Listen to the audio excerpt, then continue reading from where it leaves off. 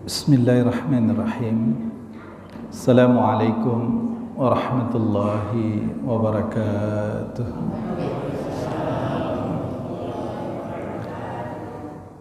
Alhamdulillahilladzi bi ni'matihi tatimmus salihah.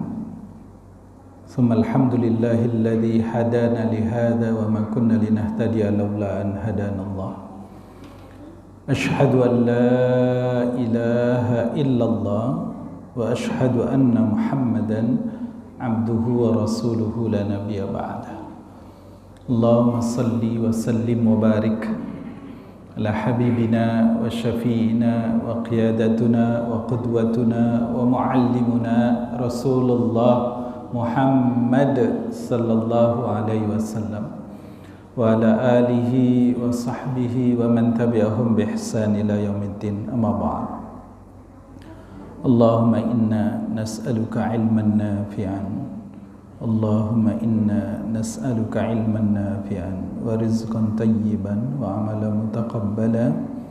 Allahumma inna na'udzu bika min ilmin la yanfa' wa min qalbin la yakhsha wa min nafsin la tasba wa min du'ain la tasma.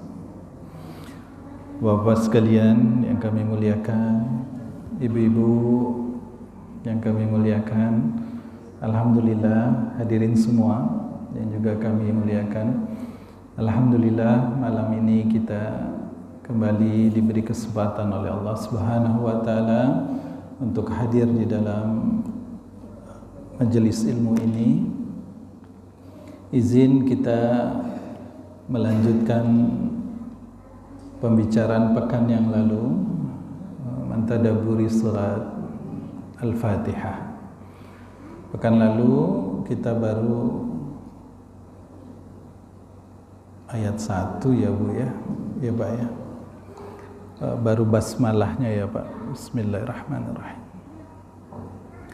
Baik Bapak Ibu sekalian, saya ulangi sebentar sebelum kita lanjutkan.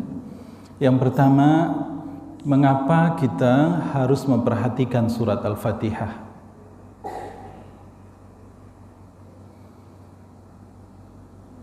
Pertanyaan kedua, kenapa Al-Fatihah itu menjadi satu-satunya surat yang wajib hukumnya dihafal oleh seorang muslim? Wajib hukumnya. Surah yang lain itu fardu kifayah. Kalau ini wajib ain Al-Fatihah ini. Kenapa hanya Al-Fatihah? Kenapa juga pertanyaan ketiga, Al-Fatihah itu harus kita baca berulang-ulang, bahkan minimal seorang muslim itu membaca 17 kali dalam satu hari. Apa yang Allah ingin sampaikan kepada kita dari Al-Fatihah ini?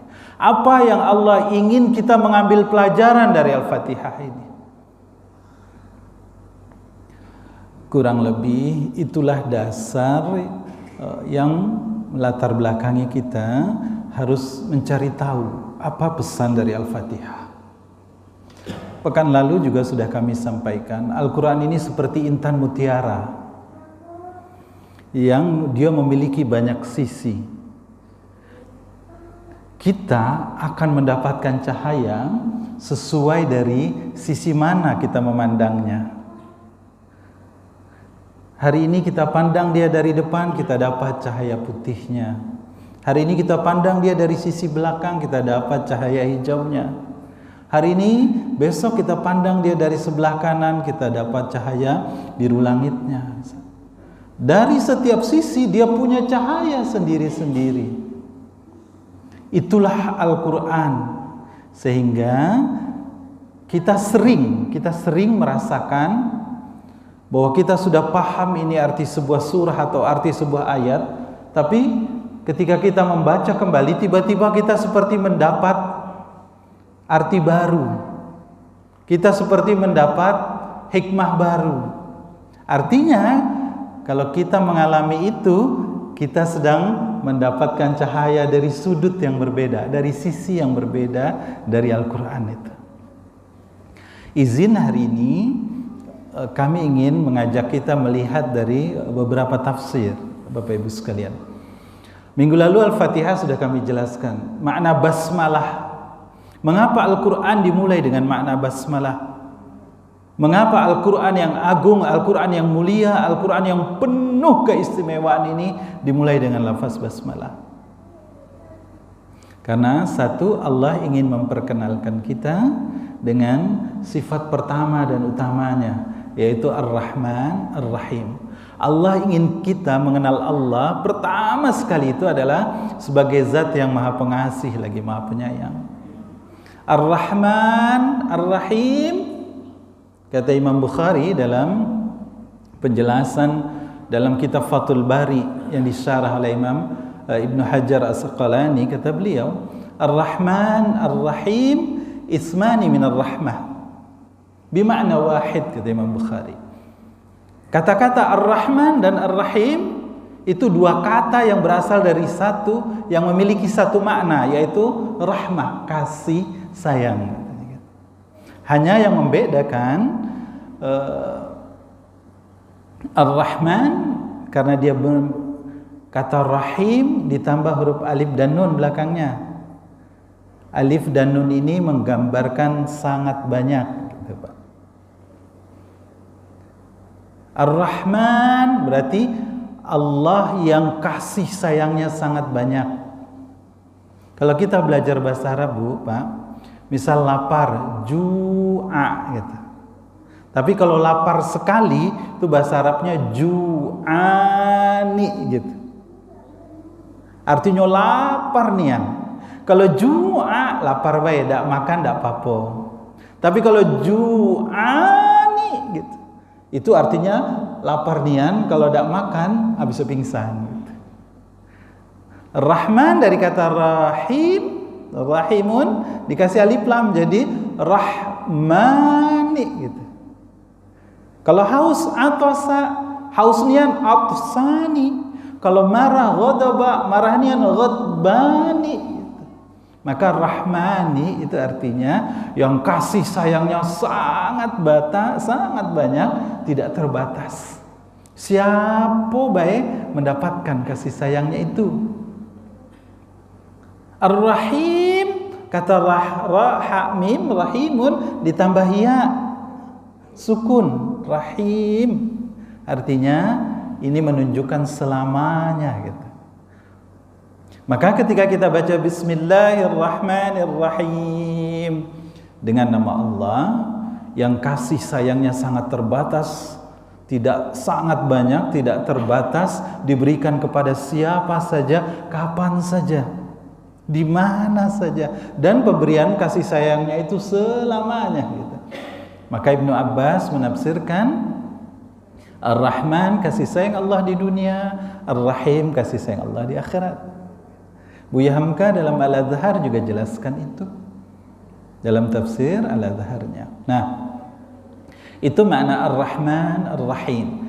Jadi dengan lafaz Bismillahirrahmanirrahim, Allah ingin kita mengenal Allah itu yang pertama sekali bahwa Allah adalah zat yang kasih sayangnya sangat banyak, tidak terbatas, diberikan kepada siapa saja, dan pemberian kasih sayang itu selamanya.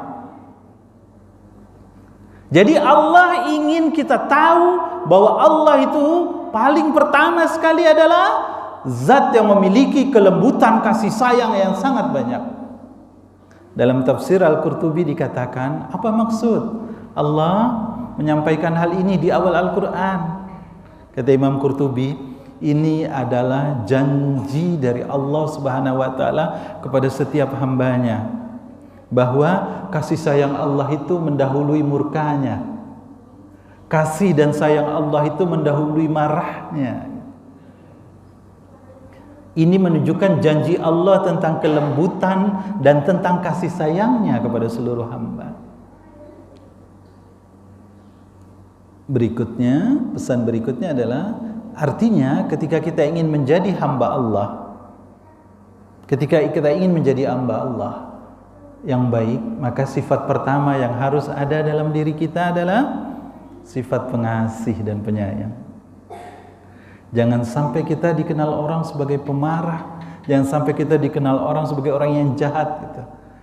Setiap orang pasti punya kekurangan, tapi bagaimana caranya kita berusaha agar kita ini dikenal orang sebagai hambanya yang rahman, ibadur rahman wa ibadur rahim. Ya Bapak Ibu sekalian, itu kurang lebih penjelasan kita makna tentang bismillah, makna pekan yang lalu. Ya. Ba, bismi, ba juga punya banyak makna. Dalam kitab Al-Mughnil Labib dijelaskan makna ba itu ada 14. Yang pertama al-istighraq. Istighraq itu artinya umum, keseluruhan. Ketika kita baca bismillah dengan nama Allah, artinya segala perbuatan kita, apa saja yang mau kita lakukan, kita mulai dengan menyebut nama Allah. Bismillah berarti saat itu kita sedang al-musahabah awil ilsaq. Kita sedang meyakini bahwa Allah hadir, Allah bersama kita, Allah menyertai kita, Allah selalu lihat kita. Maka setiap orang yang baca Bismillahirrahmanirrahim, maka saat itu dia menyadari bahwa Allah memperhatikan setiap tindakan dia. Maka dia akan berlaku dengan baik. Ya Bu, Ibu mau marah, baca Bismillah Bu. Ibu hadirkan Allah bersama kita waktu itu. Ibu tetap marah, tapi apa yang terjadi? Lebih terkontrol. Ya Bu.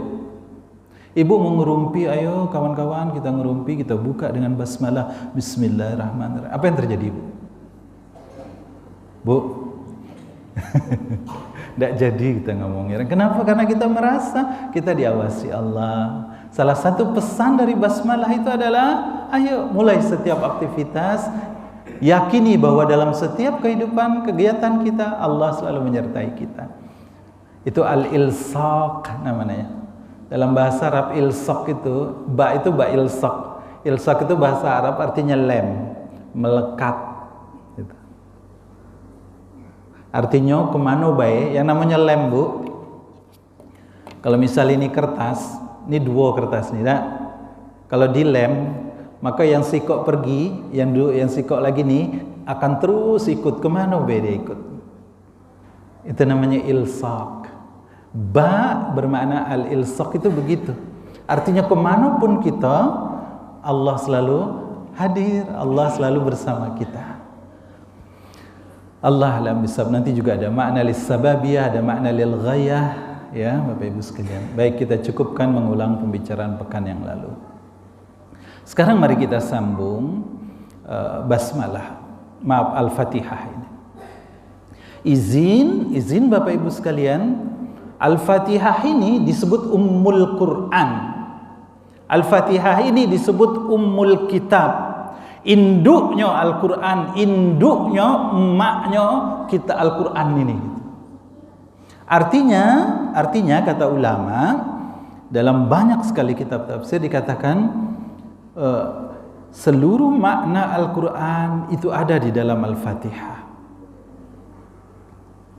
Al-Fatihah adalah gambaran umum dari keseluruhan isi Al-Quran.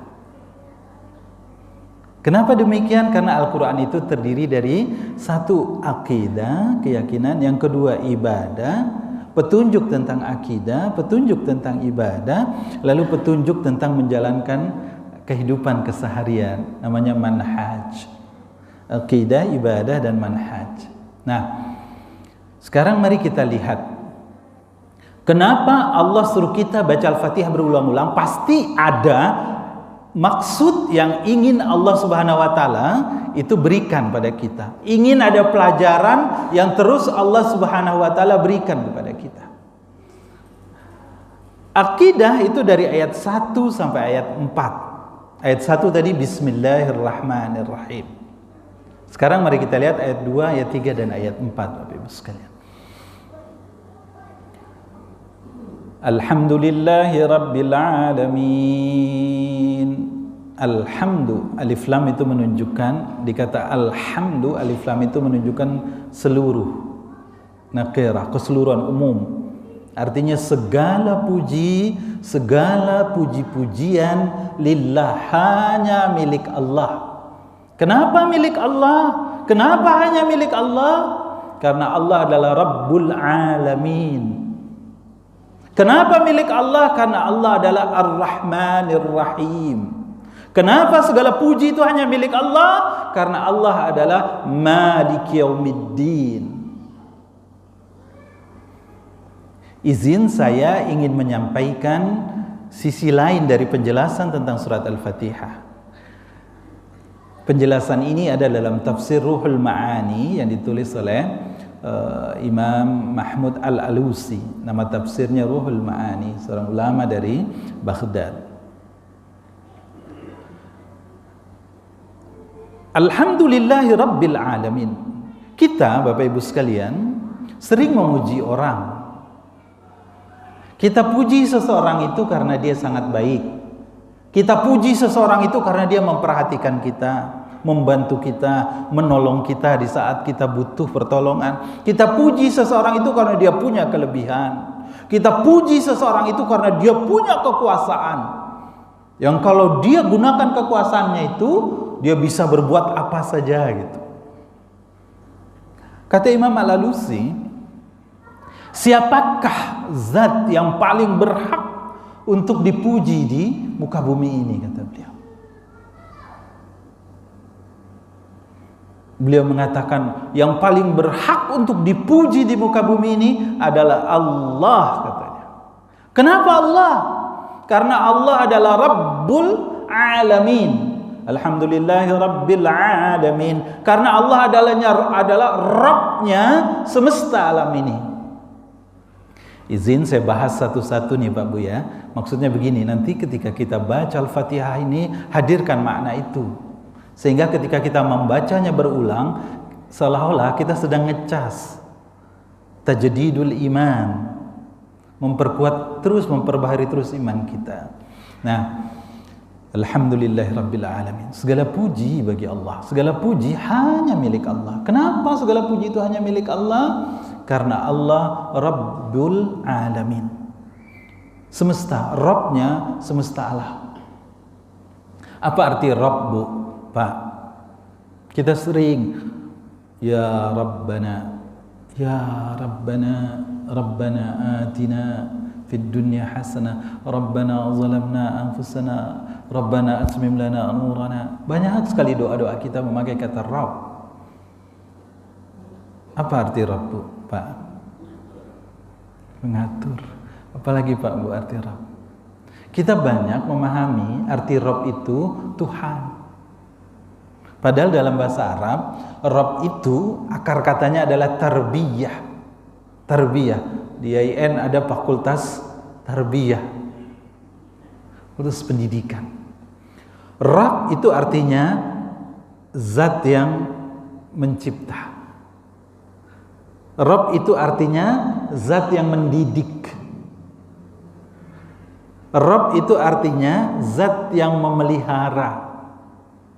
Rabb itu artinya zat yang memberi rizki.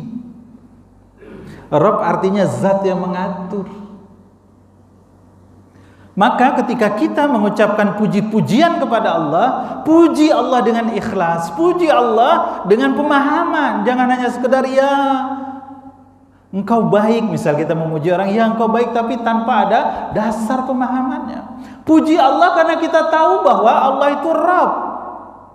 Allah yang menciptakan kita.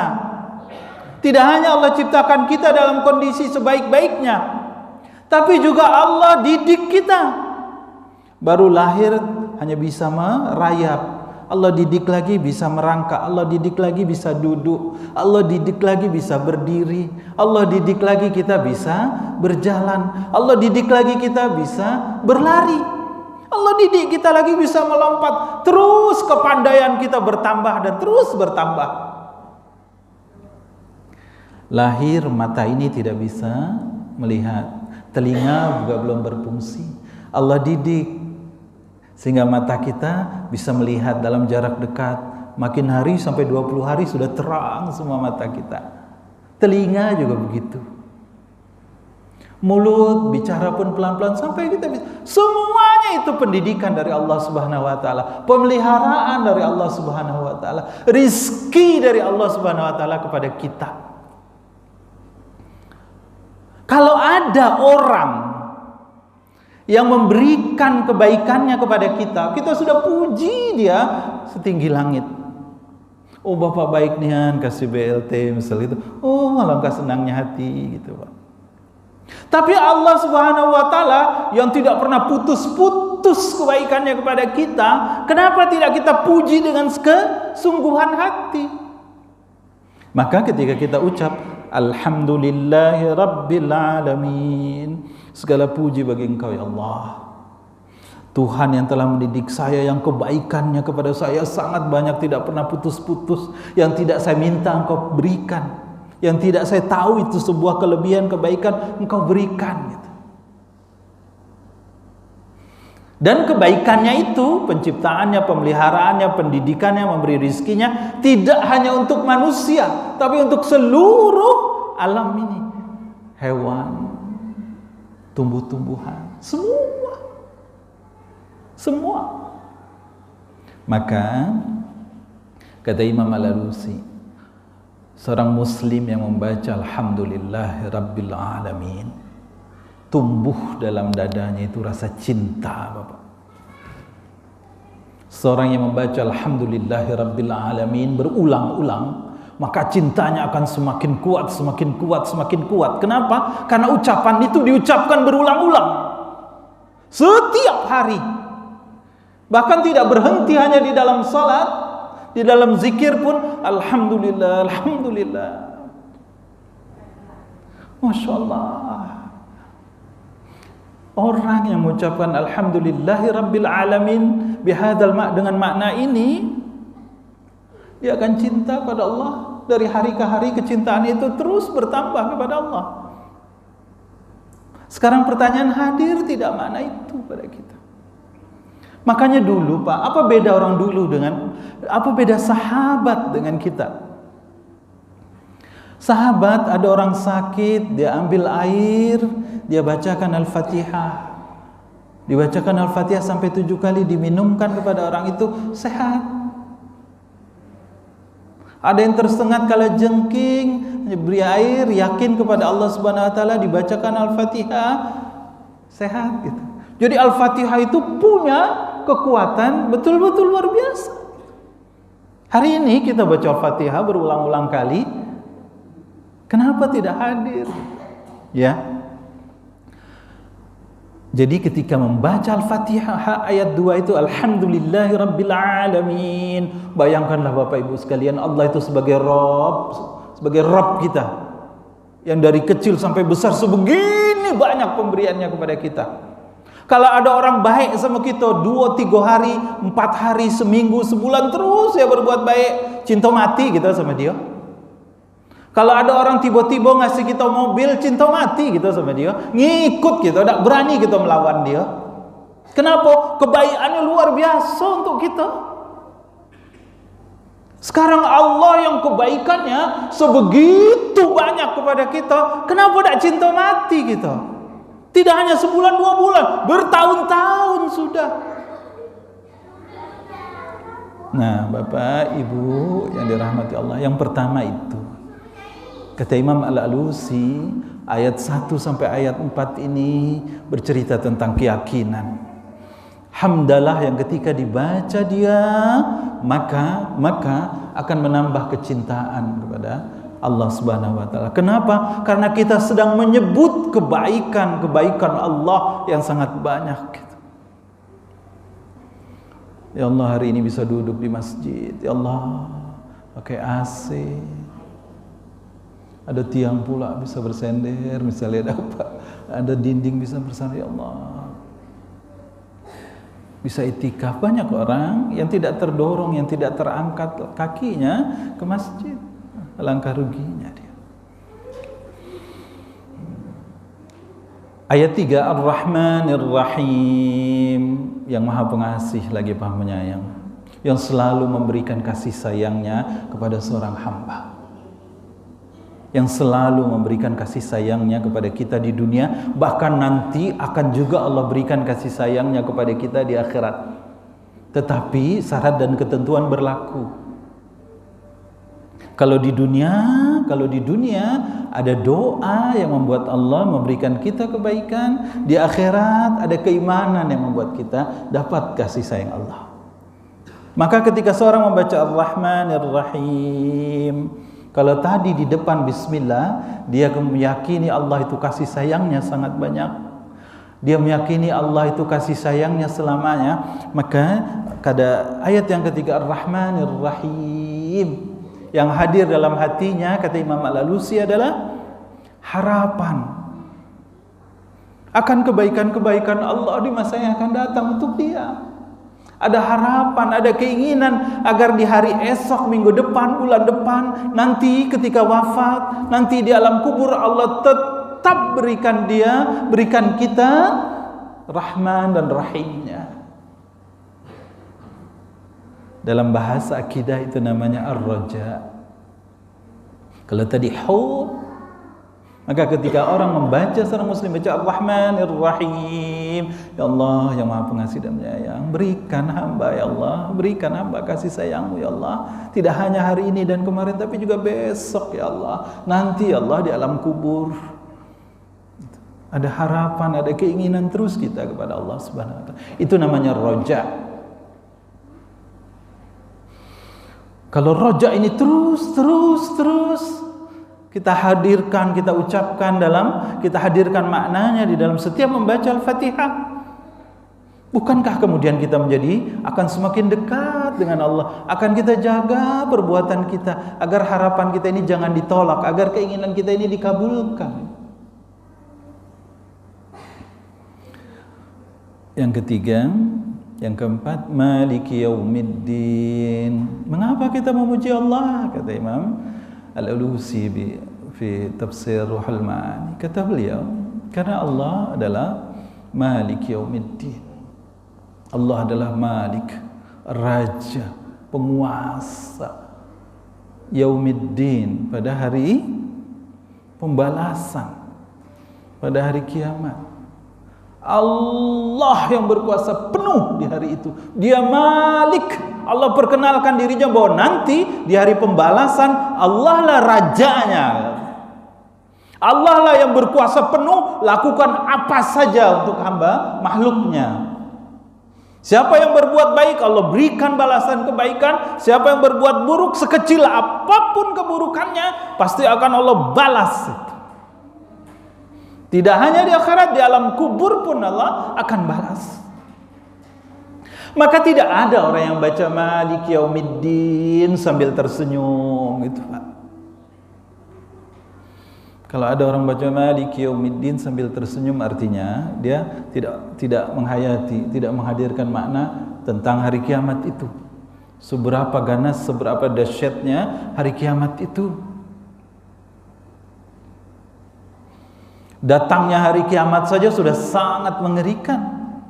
Al-Qari'ah, Mal-Qari'ah, wa ma adraka mal-Qari'ah. Allah ulang. Litakrir, kalau pengulangan itu artinya litakkid, untuk menguatkan itu. Qari'ah itu Bu, Pak, Qari'ah itu apa arti qari'ah? Kalau kita baca di terjemah, al-qari'ah itu Pak, guncangan yang hebat, sudah begitu saja. Tapi kalau kita makna, kita lihat kamus Arab, kita lihat di dalam kitab misalnya Imam Raghib Asfahani, atau dalam kamus Al-Alfaz, dijelaskan begini Pak. Atau ini ada di dalam penjelasan tafsir Al-Maraghi. Al-qari'ah, qari'ah itu kalau bapak lagi tidur, ibu lagi tidur, lagi istirahat enak, tenang gitu Pak Bu, tiba-tiba pintu rumah bapak atau pintu rumah ibu yang terbuat dari papan itu dipukul orang dengan suara yang sangat kencang, dan kencangnya itu berlanjut gitu, tok tok tok tok tok tok tok tok gitu Pak. Setiap orang yang lagi tidur tiba-tiba rumahnya dipukul dengan kencang-kencang seperti itu, pasti terkejut. Keterkejutannya itu membuat hatinya kecut. Itulah qari'ah.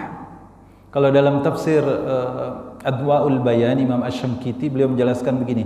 Al-qari'ah itu, kata beliau, Kalau ada panci, misal panci, ada karung, panci dimasukkan di dalamnya, batu dimasukkan dalam kaleng, lalu diaduk-aduk gitu Pak, diguncang-guncang, brak. Nah, seperti itulah Al-Qari'ah itu. Orang yang ada di dalam karung kita, orang yang dalam karung itu seperti benda dalam karung yang sedang diguncang-guncang itu Pak. Atau dalam kaleng, misalnya satu kaleng susu, kaleng biskuit itu dimasukkan batu, diguncang-guncang, itulah Al-Qari'ah. Jadi Maliki Yaumiddin, siapa yang bisa tersenyum kalau membaca ayat ini? Perasaan yang hadir ketika membaca ayat ini adalah perasaan takut. Perasaan takut. Siap, mengapa kita memuji Allah? Karena kita takut sama Allah Subhanahu wa taala. Rasa takut itu namanya khauf. Bapak sekalian. Syekhul Islam Ibn Taimiyah ketika beliau ditanya, ya Syekh, ma makna al-ilah? Apa itu makna ilah? Kita kan sering mengucapkan la ilaha illallah, la ilaha illallah. Ditanya ma makna ilaha? Apa arti ilaha? Karena kita bisa sering mengucapkan tapi maknanya tidak hadir. Kata Syekhul Islam Ibn Taimiyah, al-ilah walladhi ya'lahu qalbi bikulli hub wal raja wal khauf wa nahwu dzalik, kata beliau. Ilah itu adalah sesuatu yang dicondongi oleh hati dengan sepenuh cinta, hub wal raja sepenuh harap, wal khauf sepenuh takut, wa nahwu dzalik, dan yang seperti itu, yang sejenis itu, kata Syekhul Islam. Jadi ilah itu adalah ketika kita mengucapkan la ilaha illallah, tiada yang paling kita cintai kecuali Allah. La ilaha illallah, tidak ada yang kita cintai kecuali Allah. Ketika kita cinta kepada makhluknya, ada yang cinta itu membuat kita kemudian melanggar perintah Allah, balik kita kepada Allah, rujuk kembali kita kepada Allah. Kenapa? La ilaha illallah gitu. Kalau seorang mengucapkan tahlil dengan benar, la ilaha illallah, tidak ada yang paling saya harapkan kasih dan sayangnya, anugerahnya, kecuali Allah. La ilaha illallah, tidak ada yang paling saya takutkan marahnya, kecuali Allah. Kita nengok pejabat marah, maaf Pak Bu, ada orang ketika dimarahi Bapak Gubernur sampai terkencing-kencing, maaf sekali. Iya nih, kalau ini saya nggak neng. Macam itu nih, takut sama manusia. Apalagi kakek kalau Allah yang marah. Astagfirullahaladzim, tidak telap tegak gitu Pak Bu, lutut ini lemas semuanya mungkin. Makan tidak enak, tidur tidak bisa. Kalau kita sedang kena marah tuh Pak ya Bu ya. Apalagi kalau Allah marah gitu. Maka seorang hamba yang ketika dia membaca tahlil la ilaha illallah, hadirkan makna itu. Tidak ada yang paling saya cintai kecuali Allah, tidak ada yang paling saya harapkan kasih sayangnya kecuali Allah, tidak ada yang paling saya takuti kecuali Allah. Itulah ilaha. Nah, Bapak Ibu sekalian, makna ilah ini dijelaskan panjang sekali dalam kitab-kitab akidah gitu. Ternyata itu ada dalam Al-Fatihah yang kita baca setiap hari. Jadi Allah ingin ketika kita membaca Al-Fatihah itu adalah cinta kita itu kita asah lagi, diingatkan lagi. Cinta kita itu Allah. Kenapa? Allah yang banyak sekali kebaikannya. Yang harus kita harapkan rahmatnya itu adalah Allah, bukan bos, bukan atasan, bukan makhluk. Yang paling kita harapkan kasih sayangnya di masa yang akan datang ketika kita sudah wafat, Allah gitu. Jadi harap kita, roja kita itu tinggi, semakin sering disebut semakin lengket ya Allah. Beri hamba rahmatmu ya Allah, beri hamba rahmatmu, beri hamba rahmatmu. Nanti ketika membaca Maliki Yaumiddin, bayangkan ya Allah, kekuasaan Allah yang maha dahsyat itu, yang kalau dia marah dahsyat sekali. Jangankan kalau Allah yang marah, diwakilkan saja kepada malaikat Jibril, dahsyat sekali sudah. Bagaimana malaikat Jibril menghancurkan kaum Sodom, kaumnya Nabi Lut yang LGBT itu Pak ya. 5 kota diceritakan di Sodom, 5 kota itu Bu Pak dalam tafsir. Diangkat dengan sebelah sayap, salah satu sayap malaikat Jibril diangkat tinggi-tinggi lalu dibalik dan dihempaskan ke bumi gitu. Saking kuatnya hempasan itu sampai hari ini daerah Sodom itu adalah daerah yang paling rendah di muka bumi. Hancur lebur semuanya.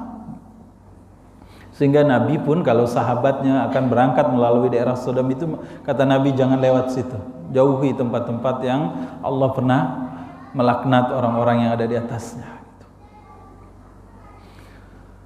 Gimana kalau Allah yang marah ya Bu ya?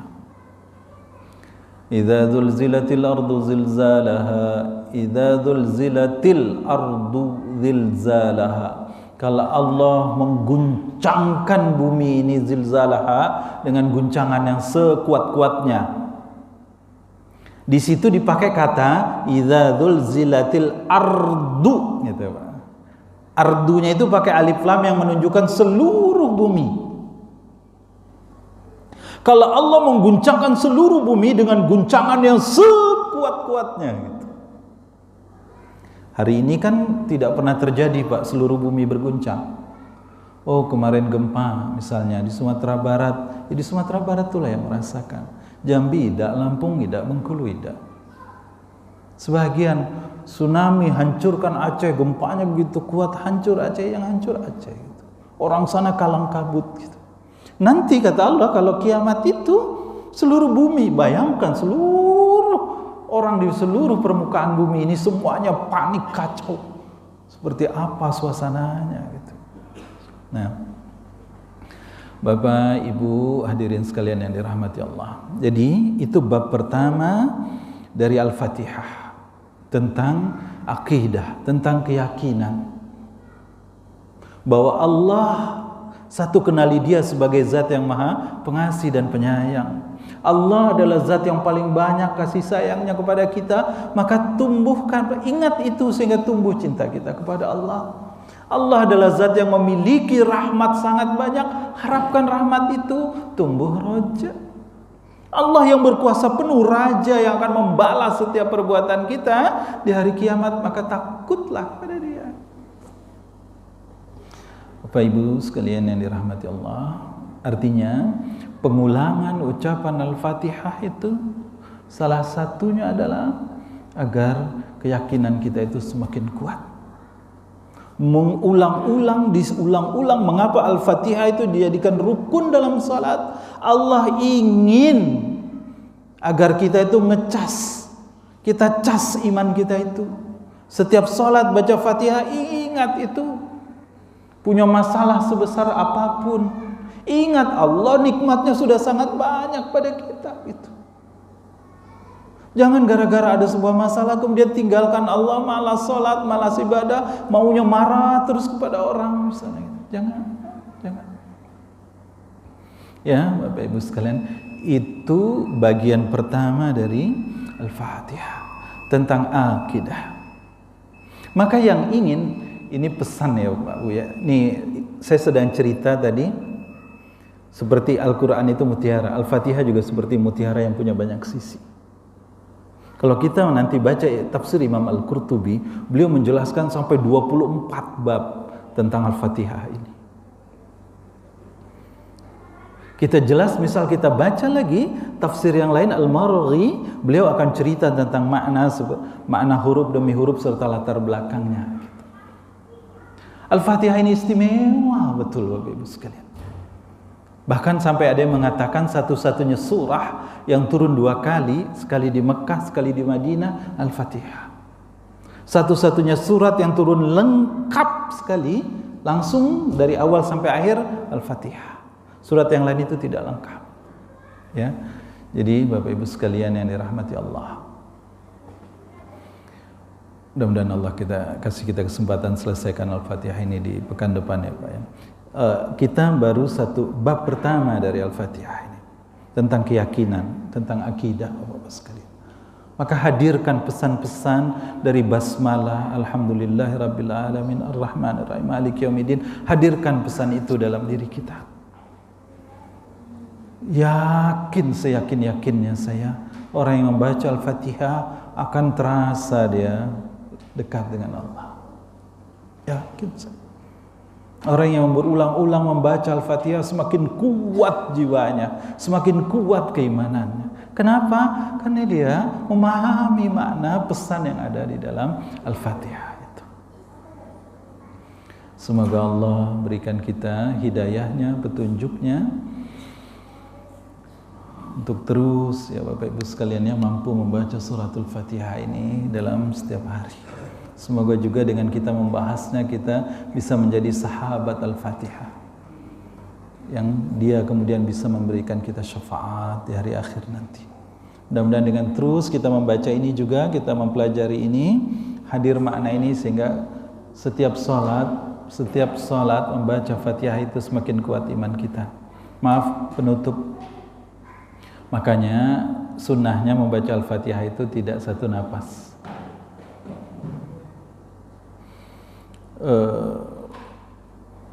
Ibnu Umar, maaf ulangi, khalifah yang kelima, astagfirullahaladzim, siapa bu? Cucunya Umar bin Khattab ini, astagfirullah, Umar bin Abdul Aziz. Beliau setiap membaca Fatihah itu berhenti, Bismillahirrahmanirrahim, berhenti. Ar-Rahmanir-Rahim, Alhamdulillahirabbil alamin.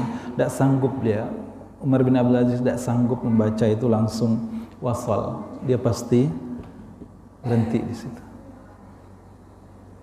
Kenapa? Karena memang beliau menangkap, coba menerjemahkan pesan dari setiap ayat di dalam hatinya. Ya Bapak Ibu sekalian, maka kalau sholat wajib, sholat jamaah mungkin kita kadang-kadang harus ikut imam. Tapi dalam sholat sunnah hadirkan makna ini Bapak Ibu sekalian. Ambil waktu-waktu di mana kita bisa sendiri berlama-lama berdiri membaca Al-Fatihah dengan makna yang ada di dalamnya itu. Mudah-mudahan dengan begitu setiap sholat kita benar-benar innas sholata tanha anil fahsya wal munkar. Baru Al-Fatihah saja sudah pasti dia akan mencegah kita dari tanha fahsyai wal munkar. Allahu a'lam bissawab. Aqulu qawli hadza wa astaghfirullah li wa lakum. Astaghfirullahaladzim. Semoga Allah jadikan ilmu ini bermanfaat buat kita. Semoga Allah jadikan ilmu ini bisa kita terapkan, menambah setiap membaca Al-Fatihah, terus menambah cinta kita kepada Allah. Membaca Al-Fatihah menambah roja rahmat kita kepada Allah. Membaca Al-Fatihah menambah juga rasa takut kita kepada Allah Subhanahu wa taala. Rasa takut yang bukan malah membuat kita lari dari Allah, tapi rasa takut itu membuat kita semakin mendekat kepada Allah Subhanahu wa taala. Qulu qauli hadza. Insyaallah pekan depan kita lanjutkan pembicaraan masalah ayat 5, 6 dan 7 tentang ibadah dan juga tentang manhaj. Allahu a'lam bissawab. Aqulu qouli hadza subhanakallahumma bihamdika asyhadu an la ilaha illa anta astaghfiruka wa atubu ilaik. Assalamualaikum warahmatullahi wabarakatuh.